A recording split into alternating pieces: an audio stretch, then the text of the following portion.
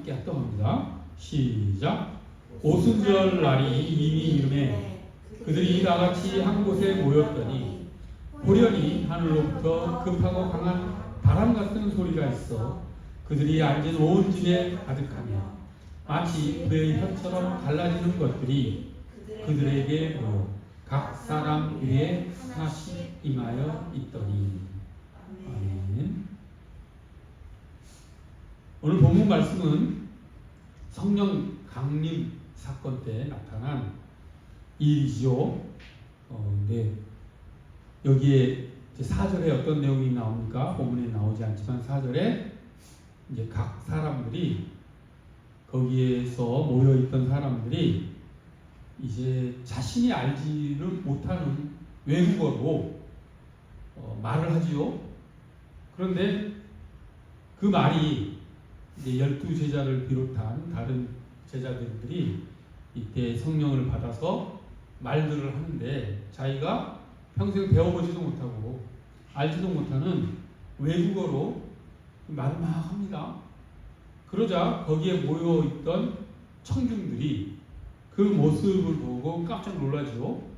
왜냐하면 저기 있는 사람들이 갈릴리 사람들이 것을 아는데 그 사람들이 자기 지방의 말들을 하기 때문이죠. 오늘날로 치면은 한 번도 영어를 배워보지 못한 사람이 또는 프랑스어를 배워보지 못한 사람이 기도를 하는데 그 기도에 나오는 소리가 프랑스 사람이 알아먹을 수 있는 미국 의인이 알아먹을 수 있는 영어로 기도를 좔좔좔 이렇게 하는 그런 현상이 나타난 것이지요. 그런데 이것을 우리가 무엇이라고 합니까? 방언이라고 하지요. 근데 이 방언은 이후에 이 성령 강림 사건에 나타났던 이 사건 이후에 기독교 역사에 있어서 끊임없이 계속해서 이어져 내려왔습니다. 물론 차이점은 있습니다. 오늘날 방언하는 사람들이 방언으로 기도를 할 때 이 당시 사람들처럼 다른 외국인이 알아먹을 수 있는 그런 유창한 언어로 방언을 하는 것이 아니라 듣는 사람도 알아먹지 못하는 말로 방언을 하는 것이 다르죠. 근데 어찌 되었든 성령께서 그 사람의 혀를 주관하시고 하늘의 음성으로 기도를 한다라고 하는 점에서는 같은 방언이라고 할 수 있습니다. 차이점도 있지만 공통점도 있는 것이죠.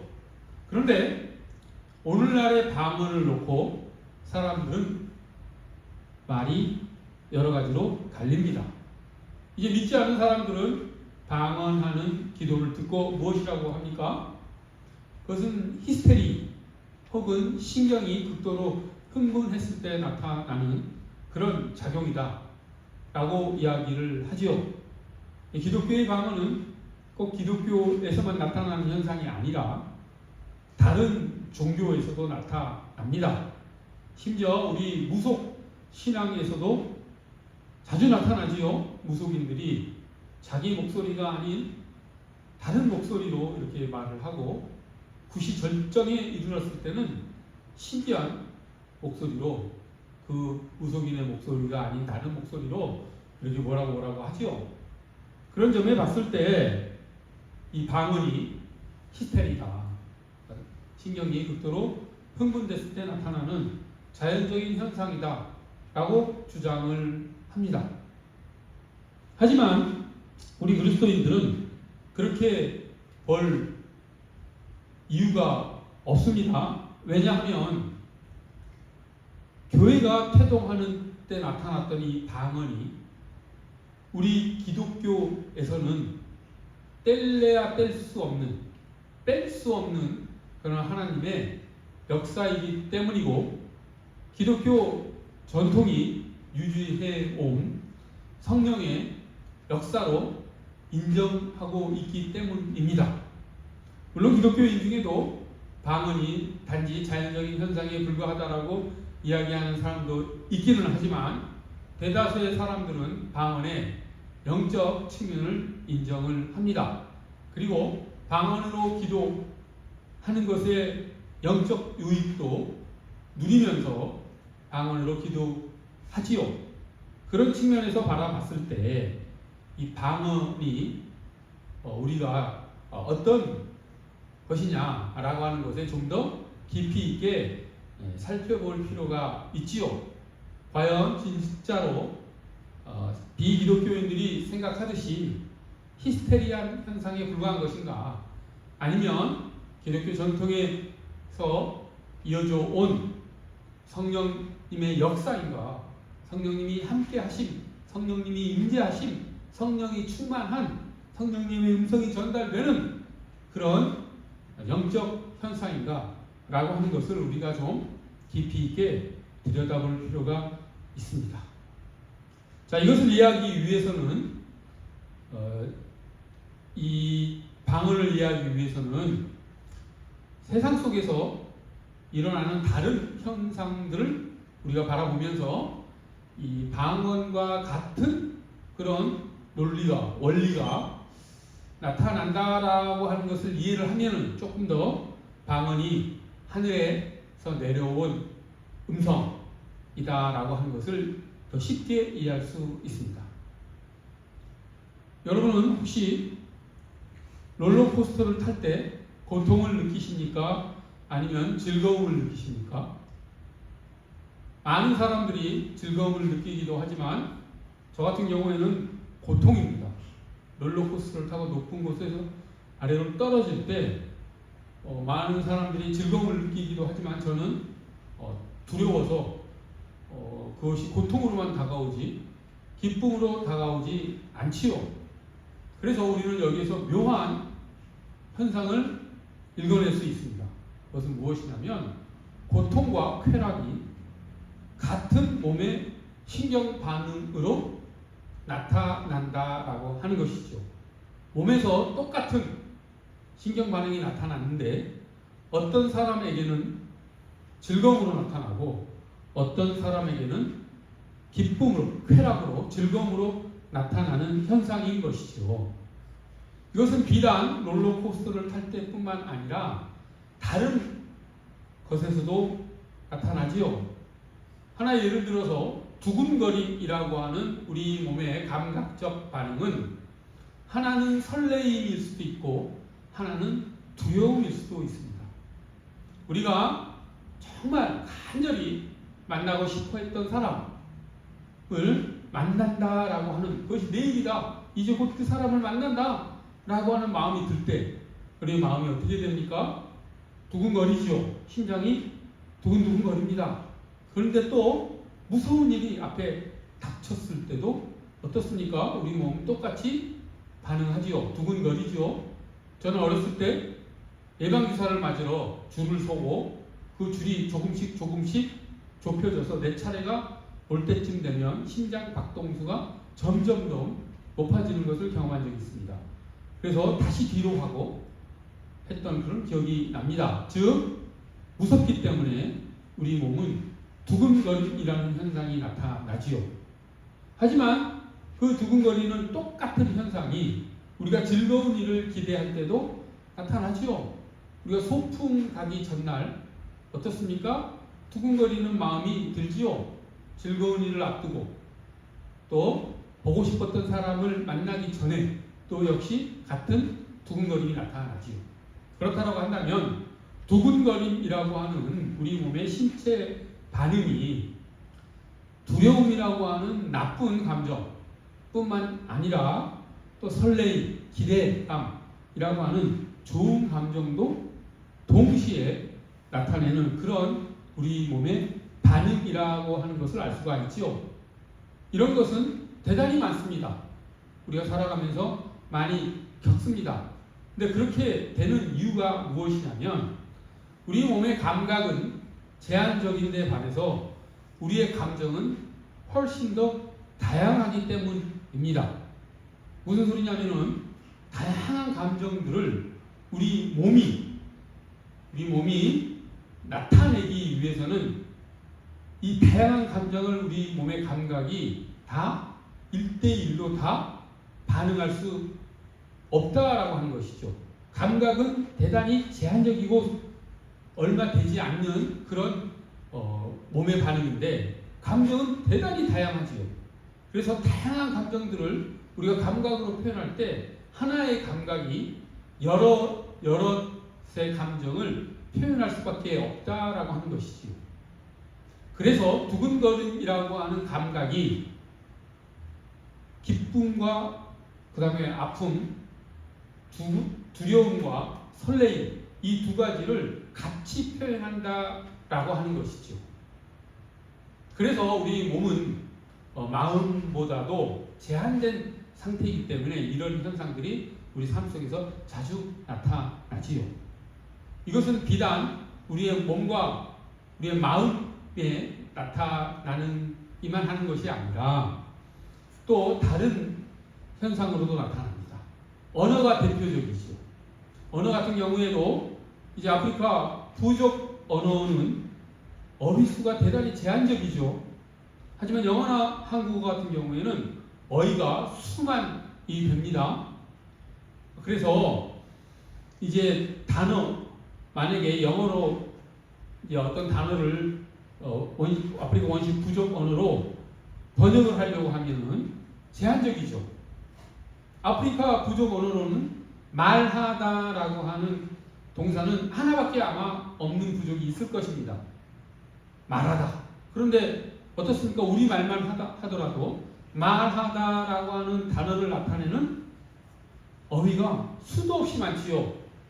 말하다라는 뜻의 단어가 무엇들이 있습니까? 이야기하다, 대화하다, 고백하다, 선포하다, 선언하다, 증거하다, 설명하다 등등등 얼마나 많은 말하다는 뜻과 비슷하면서도 다른 어휘들이 얼마나 많습니까? 하지만 그 다양한 어휘들을 아프리카 부족, 원시 부족 언어로 번역할 때는 단지 말하다라고 표현할 수밖에 없는 것이죠. 우린 국어에도 타다라고 하는 단어를 보면 참 재밌죠. 타다, 자전거를 타다, 불에 타다, 요새는 또 썸을 타다, 또 검은 고를 타다, 또 자전거를 타다가 의외로 상당히 많이 사용됩니다. 근데 그건 또 영어로는 다 구별해서 사용하죠. 이처럼 1대1로 대응하지 못하는 경우가 있다라고 하는 것이죠. 이 관계를 잘 생각해 보면 이 낮은 차원의 현상은 높은 차원의 현상을 나타낼 때 제한적으로 1대1로 다 대응해서 하나하나 다 반응할 수 있는 것이 아니라 하나의 낮은 차원의 현상이 여럿의 높은 차원의 이 현상을 표현할 수밖에 없구나.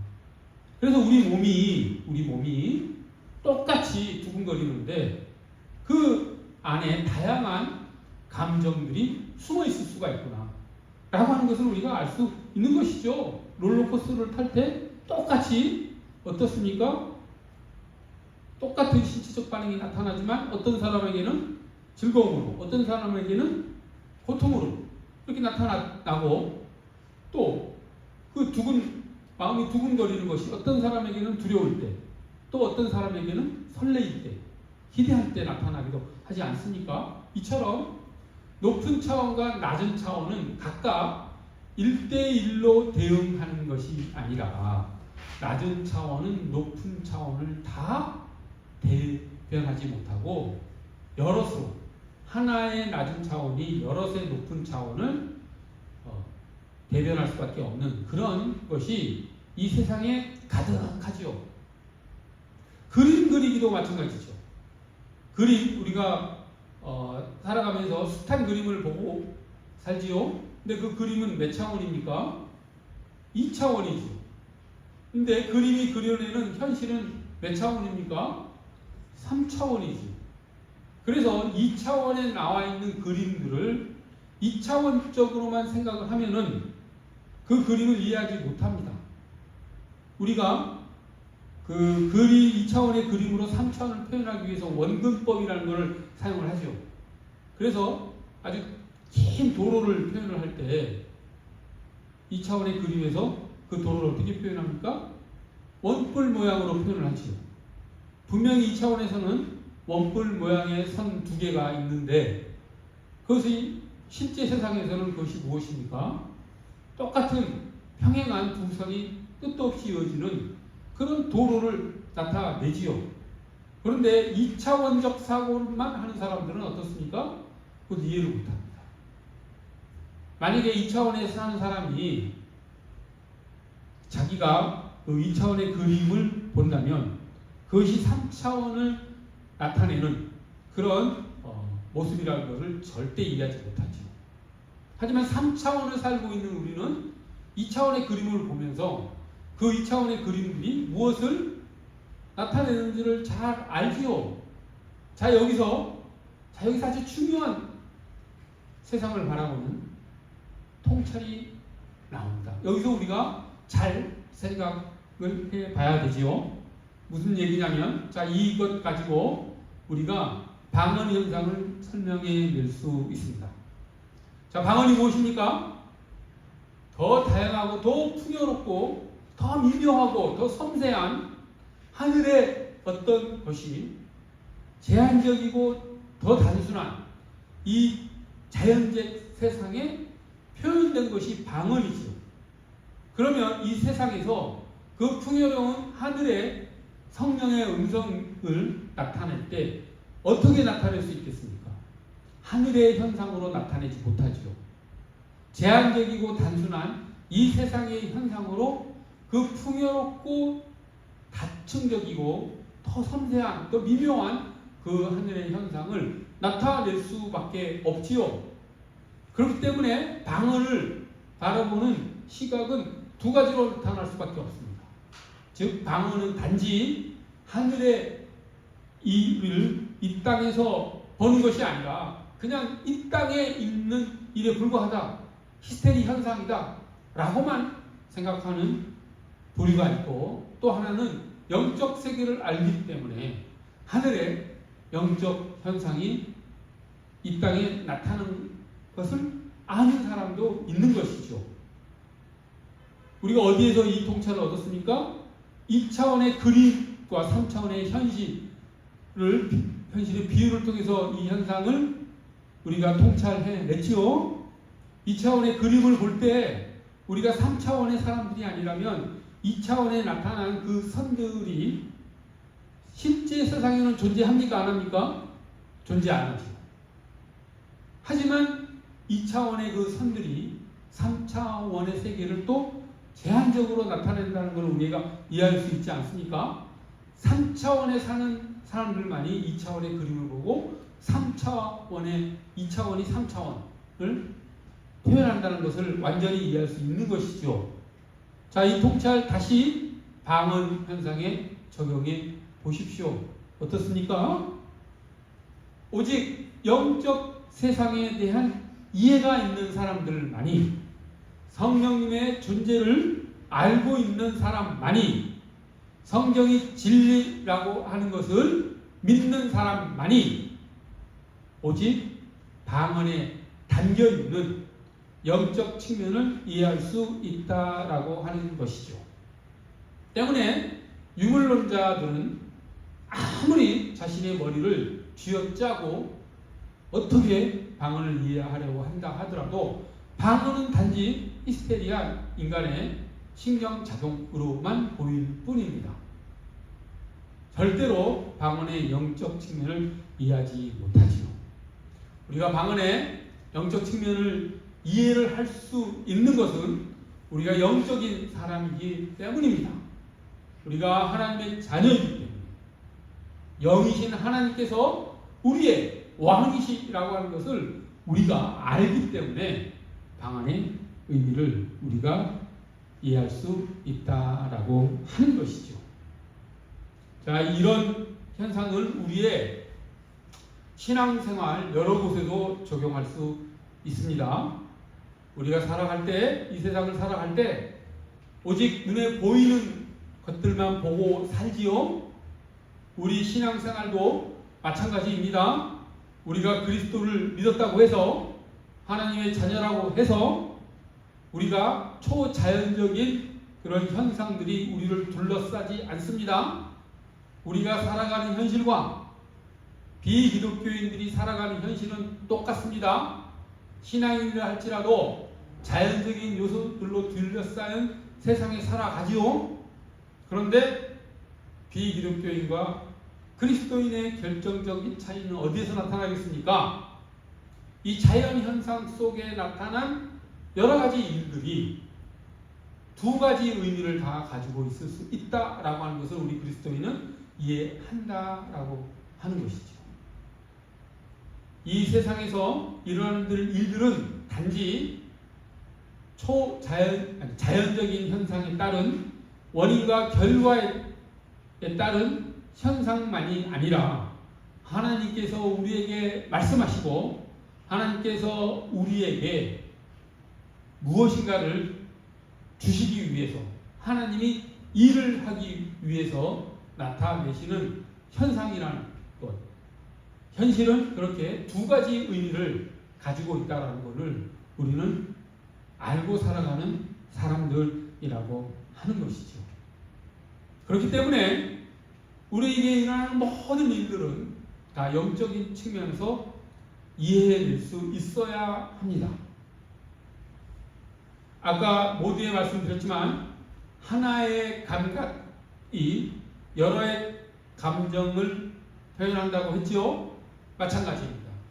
우리가 살아가면서 겪게 되는 현실은 자연적인 의미도 가지고 있지만 영적인 의미도 가지고 동시에 가지고 있는 것이라고 하는 것을 우리가 꼭 이해해야 된다라고 하는 것이죠. 그래서 이런 차원에서 우리가 우리에게 일어나는 고난의 의미도 우리가 이해될 수 있습니다. 깊은 신앙심을 가졌던 사람들, 높은 신앙의 경지에 올랐던 사람들은 또 성경에서도 마찬가지이지요. 고난을 무엇이라고 합니까? 즐거움이라고 이야기하지요.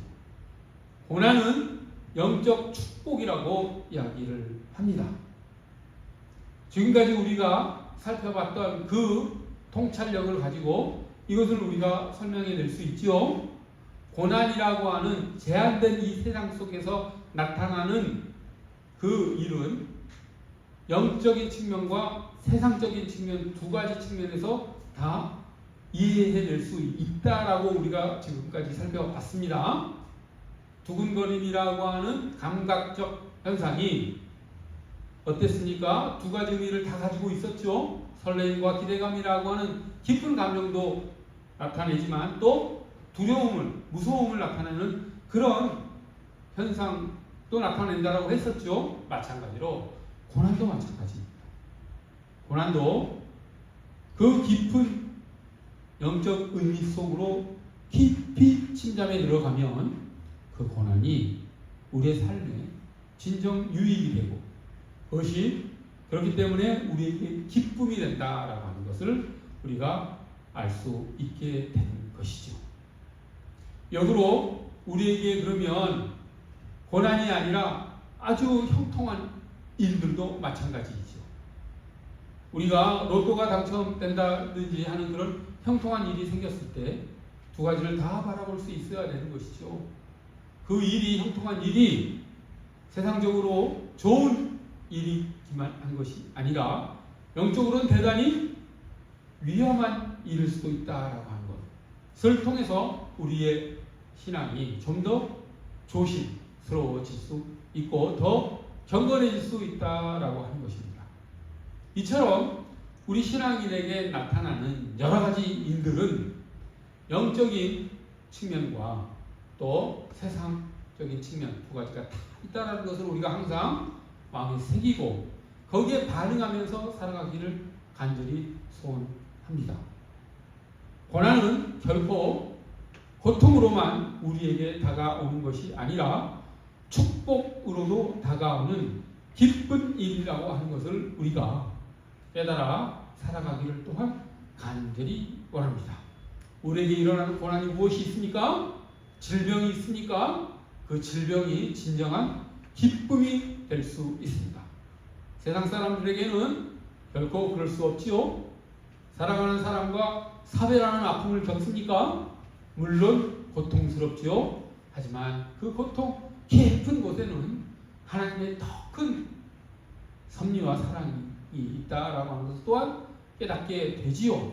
이처럼 우리에게 다가오는 모든 일에는 영적인 측면이 항상 함께한다는 것을 마음속에 새기며 살아가는 하나님의 자녀로서의 우리 모두가 되기를 간절히 소원합니다.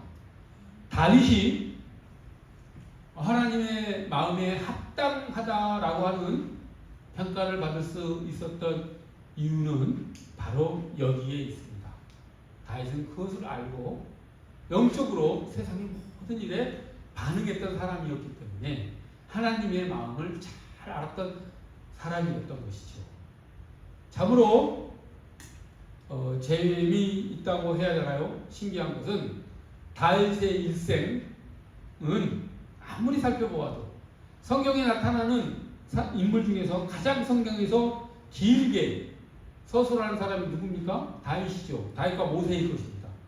그리고 아브라함도 길게 서술이 되고 성경에 나오는 여러 인물들이 있는데 이상하게 다윗에게는 기적이 그 삶 속에 한 번도 나타나지 않습니다. 모세는 어마어마한 기적을 행했던 사람이죠. 야곱도 기적적인 일들이 있었죠. 엘리사는 정말 많은 기적을 행했던 사람입니다. 엘리야도 그렇고. 하지만 성경에서 가장 길고 자세하게 그 삶을 이렇게 설명하고 있는, 묘사하고 있는 다윗의 삶에는 기적이 한 번도 나타나지 않습니다. 그 이유가 무엇이겠습니까? 다윗은 하나님께서 기적을 베풀지 않더라도 이 현실 속에서 하나님의 말씀을 다 받아낼 수 있는 그런 풍요로운 마음, 그런 복된 마음, 그런 은혜를 다윗은 입었기 때문이죠. 기적이 다윗의 삶에는 필요 없었던 것이죠. 현대인들은 어찌 보면 이렇게 다윗과 같은 환경에서 다들 살아갑니다. 기적을 그렇게 많이 체험하지 못하는 시대를 우리가 살아가고 있지요. 때문에 더욱더 우리는 이 자연 현상 속에, 이 현실 속에 들어있는 영적 의미를 꼭 우리가 이해하고 통찰하고 거기에 따라서 반응해서 살아가는 사람들이 되어야 진정한 그리스도인으로서의 삶을 살아갈 수 있다라고 하는 것, 그것을 꼭 명심했으면 좋겠습니다. 우리 앞에 벌어지는 모든 일 속에는 하나님의 섭리와 하나님의 손길이 담겨 있습니다. 그것을 읽어내는 우리 모두가 되기를 간절히 소원합니다. 기도하겠습니다. 거룩하고 자비로우신 하나님 아버지, 하나님께서 우리에게 말씀하시고 하나님께서 우리를 향해 일하시는 그 일을 우리가 영의 눈으로 바라보며 하나님의 말씀에 반응하고 하나님의 하시는 일에 우리가 동참할 수 있도록 저희를 인도하여 주시옵소서. 저에게 영적인 일을 이해할 수 있는 이해력을 주시고 영적인 일을 바라볼 수 있는 눈을, 믿음을 우리에게 주셔서 하나님의 사람으로서, 하나님의 자녀로서 살아가는 복을 우리가 누리며 살아갈 수 있도록 저희를 인도하여 주시옵소서. 감사드리며 예수 그리스도의 이름 받들어 기도드립니다.